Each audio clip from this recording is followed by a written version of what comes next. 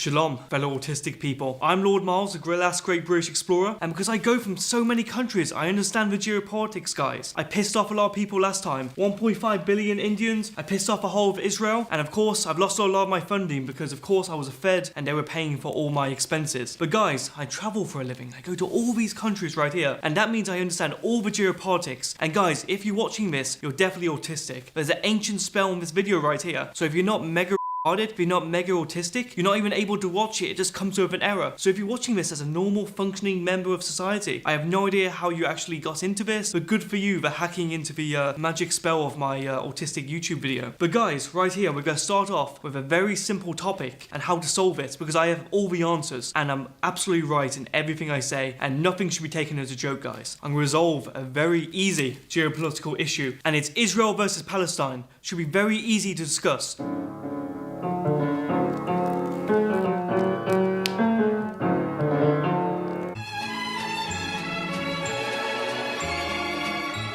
So guys, my general statement when it comes to Israeli versus Palestine, just let them fight. They're both our enemies. Let them wipe each other out. None of my concern. But some people say, hey guys, as America is Israel's greatest ally for some strange reason. You know, in the Bible it says send 1 billion missiles to Israel. Greatest ally, they killed Jesus, but they're best friends. Makes sense. They're saying they should give half of the US land to Israel. So Israel would move here, you know, create some peace among the Palestinians, and you'd give either half of the US or whatever to Israel and the other half to the US. But why would Israel give up half its territory, guys? Doesn't make sense, does it? As we know, guys, Gaza is the only place in the world that is not occupied by Israel. If you want to get a beachfront property, I would say go to Somalia, because look at this coastline right here, guys. To be fair, they're not the best fighting force. You just go there with a few guys, because you can just do stuff. A few guys from Florida, you go on a big boat and you kind of bait the Somalian pirates over here, and you can wipe out half of Somalia with just a few boys and a few AKs and a few M16s. You can have some fun. Ad time. Our child worker scientists down in China have discovered the next big product, the Osama bin lighter. Back during the invasion of Iraq and Afghanistan, some genius sold these in the local markets. They were exceedingly rare. And look at this, when you opened the lighter up, it played a little tune. And Lord Miles is bringing it back. We've got a manufacturer in China and we're crowdfunding its launch. The Osama bin lighter ships on September 11th this year. Get yours at a discount today. Your money is 100% covered by Indiegogo. Link in the description.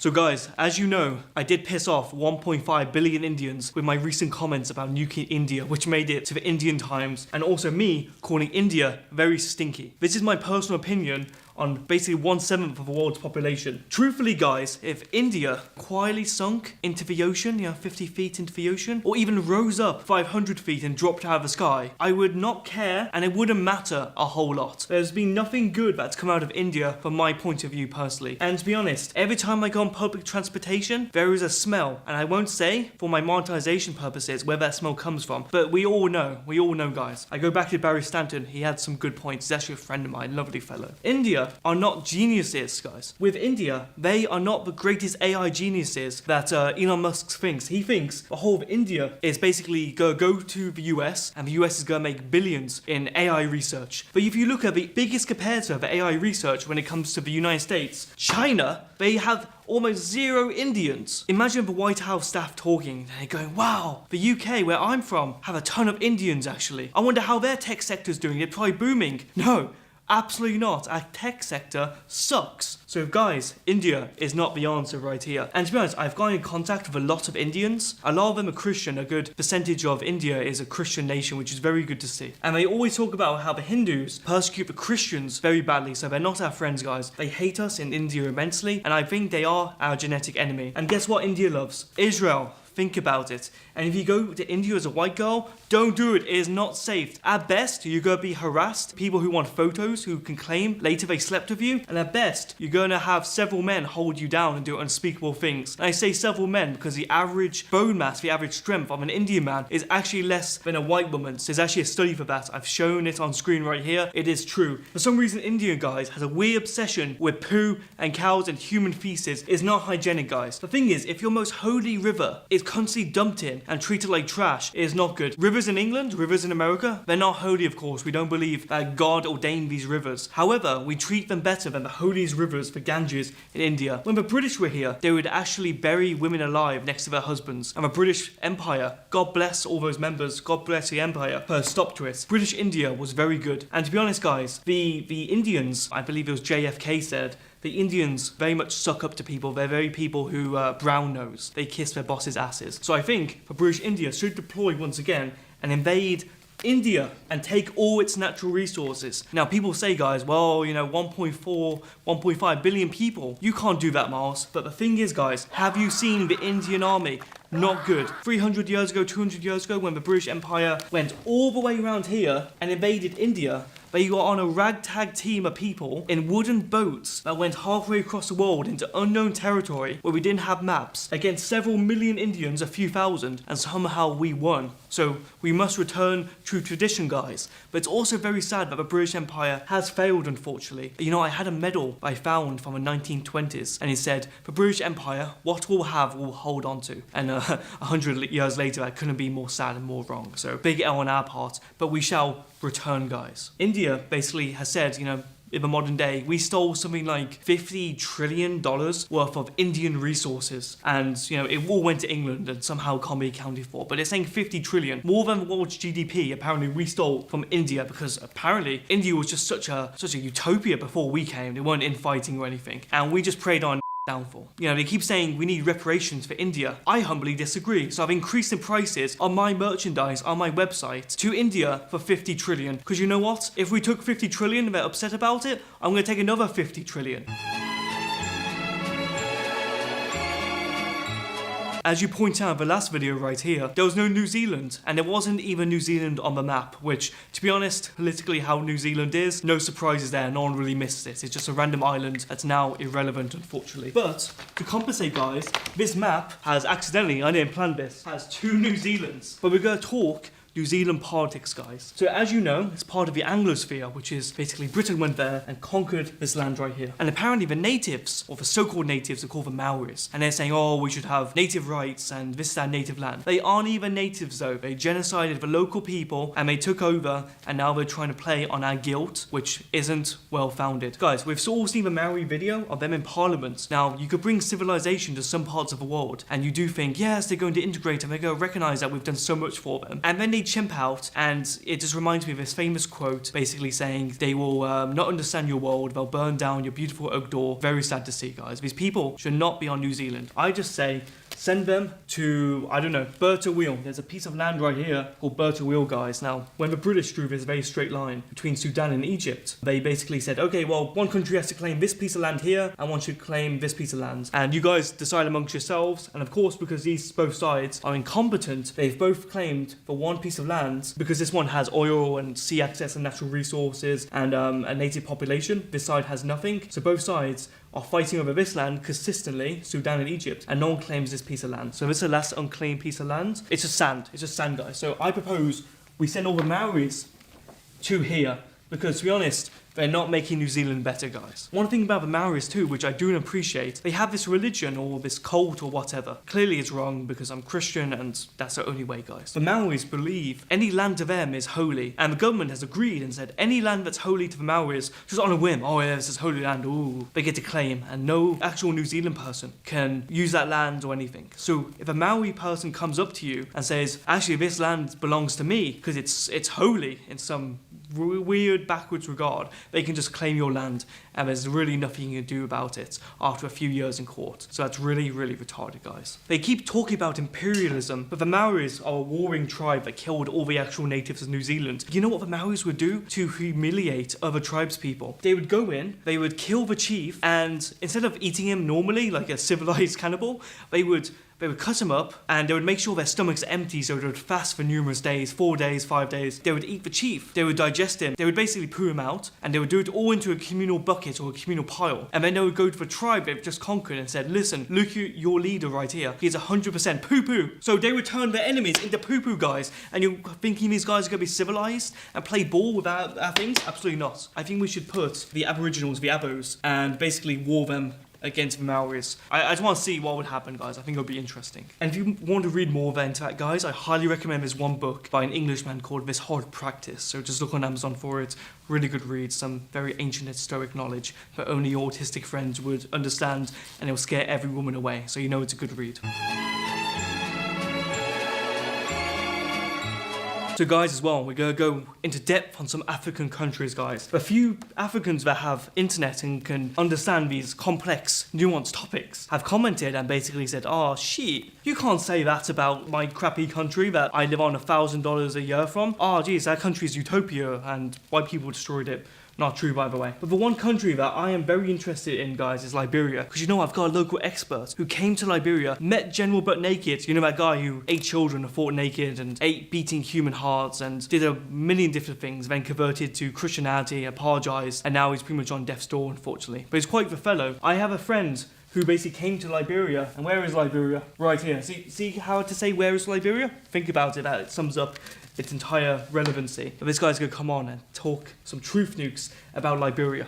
Come on, my man. So gentlemen, this is my local Liberian expert right here, who's wearing a Taliban headband found in my store at an outrageous price. But he's going to explain to us geopolitics and the nuances found in Liberia as he spent a considerable amount of time there and realised what a great civilization this is. So the history of Liberia starts in the USA. There are a lot of freed African slaves that wanted to go back to Africa and have their freedom. So bear in mind, they've been slaves. They're taken all the way back here and they go to one of the only African countries that has never been colonized. And so they get back, and what is the first thing they do? I don't know, build civilization? They enslave all of the natives and make them work on plantations. And if you look up, you can find these pictures. The Liberians from America, they dress up in the white colonist wigs and the outfits, and they have their naked slaves behind them. So, Liberian politics. So there was a fellow called Charles Taylor, and this was his election slogan that won. This is real. Get this up. He killed my ma, he killed my pa, but I will still vote for him. Vote Charles Taylor. And he won in a landslide, biggest percentage of the vote ever. So a friend of mine, he's called Samuel Elandi. He was very good friends with another Liberian president called George Weah. And George Weah is a legendary football player. And his election slogan was, we don't care if he's educated or not, we will still vote for him. Because people say that George Weah couldn't even read or write. This now brings me to General Butt Naked. He is considered the second most popular man in Liberia, even though he ate thousands of children's hearts, he drank their blood. He is a strong believer in blood memory, how in our blood there is thousands of years of history. And he was explaining to me, why is it that the American Liberians and the native Liberians have a lot of tensions? And he was telling me it is because all of the natives in West Africa, they would do these wars, they would enslave other Africans, and when the British came, they would then sell the slaves and take them to America. So General Butt Naked, he says that the reason why there is tension is because that American Liberians realized that they were weaker and they were enslaved by General Butt Naked's people. So General Butt Naked says that when you have mixings of two groups, they have internal conflict. Their blood memories will fight each other. General Butt Naked, he also has some advice on child rearing. Believe it or not, he says that children are more receptive to being able to see miracles and being in touch with the divine. So for this reason, General Butt Naked, he recommends not vaccinating your children, not giving them any tattoos. He says that you should keep your child pure for as long as possible, and you should protect their innocence until they go through puberty. So I learned a lot from General Butt Naked about how I will be raising my children. So there's another guy, Prince Johnson. There's a video of this on the internet, okay? So Prince Johnson, in the Liberian Civil War, he betrays the president. And what he does, when he betrays the president, he sets up a camera, he gets a beer, he is sipping his beer, and while he's sipping his beer, he orders his men to chop out the president's heart. And the president's heart is removed, and this video is actually on the internet. So he did this in about 2005, and since then, he has been a political leader in the country. One of the most well-respected political leaders. Shortly after I visited him, he died. I'm not sure if there's any connection there.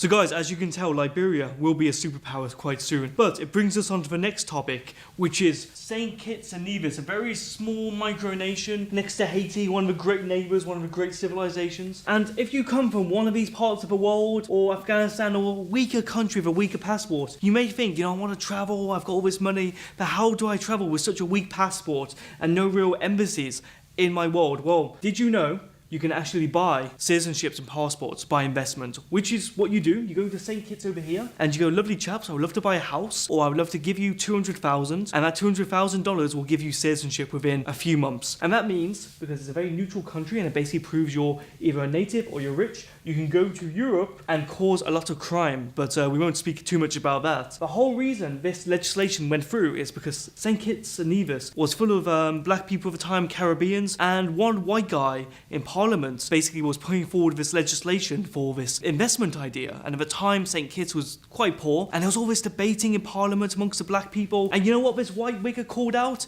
He said, "Listen up, you and shouted at the top of his lung at Parliament." And of course, there was deathly silence. They were totally shocked, in a state of total stupefaction, guys. They respected him afterwards, and they passed the legislation. True story, by the way. He just called a bunch of black people in his own Parliament as a white guy and earned their respect, like that Family Guy episode. I think we all know it. If you guys really like Scarface, you might like Cuba, but if you actually go to Cuba, it's not like that one James Bond movie, No Time to Die, where everything's really nice and it's so misunderstood. There's a lot of criminals in Cuba, and Cuba, it's communist, so it's really a not good country, guys. I don't see why America just doesn't invade Cuba. What could go wrong? You can just take it. Nice tropical island. I've actually had serious discussions with some private militias about invading Haiti. So Haiti, of course, big crappy country, and it shares its border with the Dominican Republic. Funny story, I went to the Dominican Republic for an event and I actually got denied entry because I'm banned from Canada for suspected terrorism. If you're friends with the Taliban, which I am, and you try to go to the Indian colony of Canada, they'll send you a letter basically saying, hey, the Taliban are considered a terrorist organization in Canada, and you've spent like a month here. Can you explain how you're not a terrorist? And they gave me 20 days or 30 days to leave the country. I left one day before when I received a 5-year ban, even though they answer to the king. So my own subjects of Canada ban me from my own colony. When I become king, Canada will feel my wrath. But anyway, I've gone off topic, guys.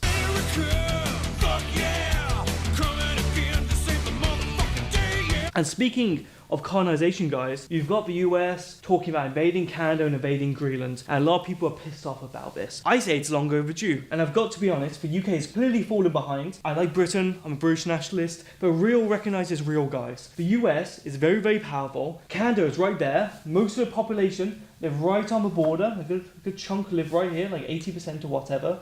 And the US could send about a quarter of its army and topple Canada straight away. Hey, if you promise Quebec, the French-speaking part, independence from Canada, they would invade the rest of Canada for you anyway. You have to lift a finger. So I say, collapse communist America, invade Canada, take this all over, and give these nice little islands, and also you get shipping networks from here when the ice melts. And Greenland has a lot of natural resources too. I'm very much a British person because we love to extract and steal natural resources. Just take it. I don't even see why geopolitical negotiations are going on. You can just take it. What is Europe going to do? They're not going to side with Russia. Russia's invading Ukraine right now. The whole of Europe is going to go, that's wrong. We need to import 1 billion Libyans to make us stronger. They're not going to invade Canada and liberate it. They're certainly not going to invade Greenland. I think the US should just invade and just let it happen. And the whole colony of India and Israel will grow. And also, why not take Iceland? What are they doing? God, the names should be swapped. Iceland's pretty green, Greenland's pretty ice. Just doesn't make sense, does it? Just swap the names, just change the names entirely. And you're 60,000 people here. Truthfully, they should just be deported back to Finland and whatever, because they're not really European, are they?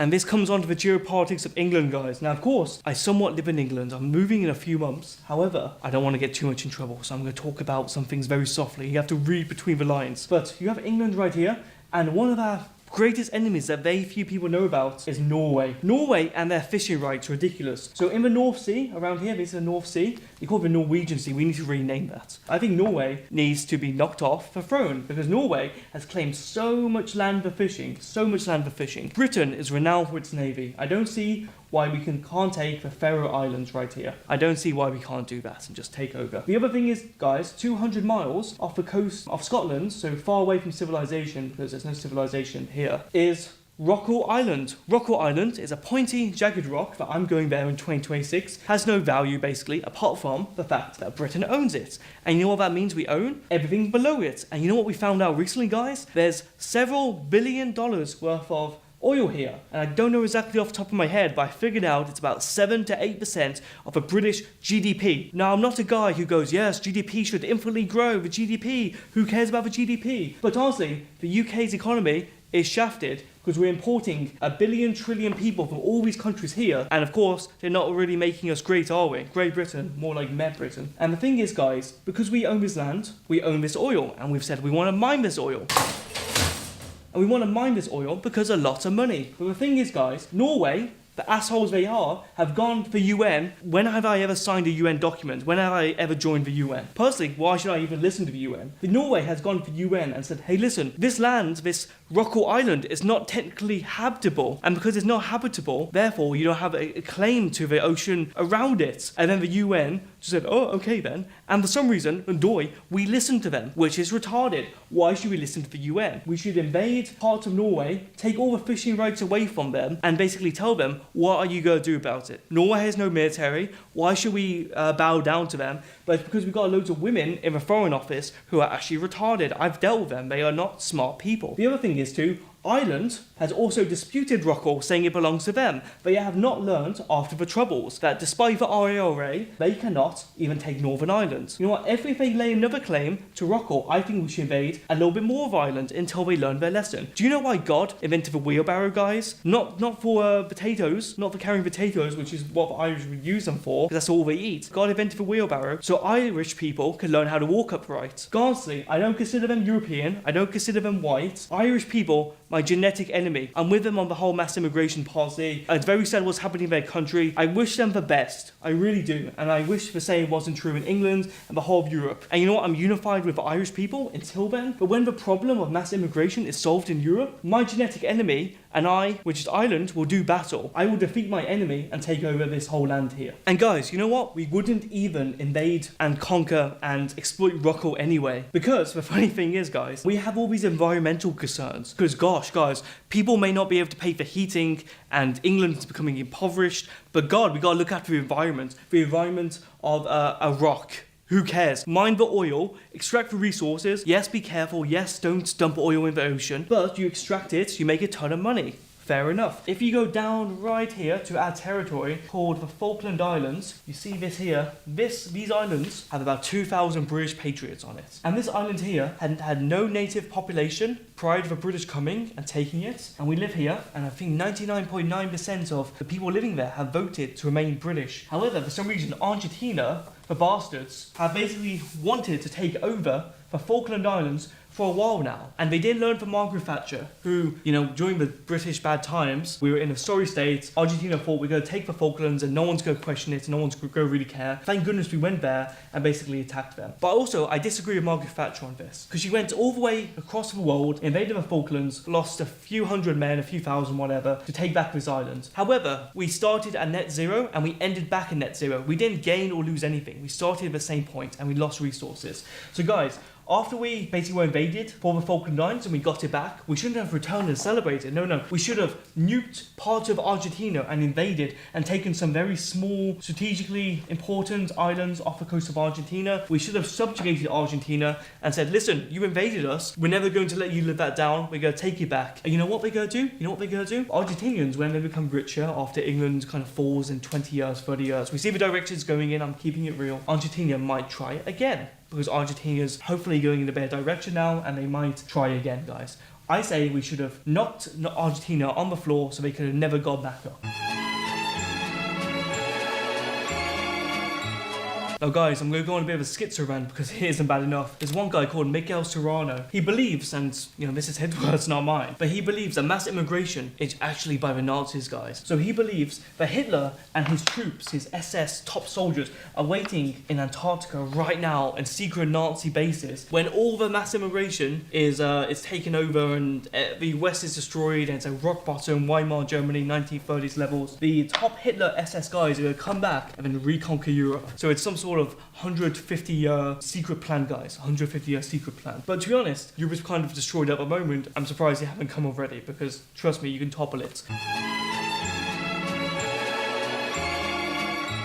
The other thing is, guys, everyone keeps talking about the geopolitical situation with Russia and Ukraine. Personally, I think I have a solution, and it's very, very simple. People keep talking about, appeasement, let Russia have the whole of Ukraine, or no, we're going to fight back and we're going to send billions there because, God forbid, local people in our own countries need money and resources. God forbid, the British people are looked after or the American people are looked after. No, we have to send our tax money to Ukraine for some reason, despite, if you didn't turn on the news, you wouldn't know this was happening. It would affect you anyway. It's very, very simple how to fix this entire situation. I don't know how the geniuses of the world haven't thought about it. Russia has nukes, Ukraine used to have nukes, we have nukes. This is what we do. Russia wants to invade this area here because they're scared that Ukraine is going to join NATO and it's such a wide area they can easily get to Moscow or St. Petersburg or some Russian territory, and they want to kind of close this gap here because it's too wide. They want to close this a little bit, and also they want more territory, and of course Europe wants to protect its borders and independence. What you do is you drop some tactical nukes here, in a straight line. You drop the nukes in a straight line, guys, and you have an irradiated shield that blocks Russia from being invaded. It blocks Ukraine from being invaded. I think we should do the same with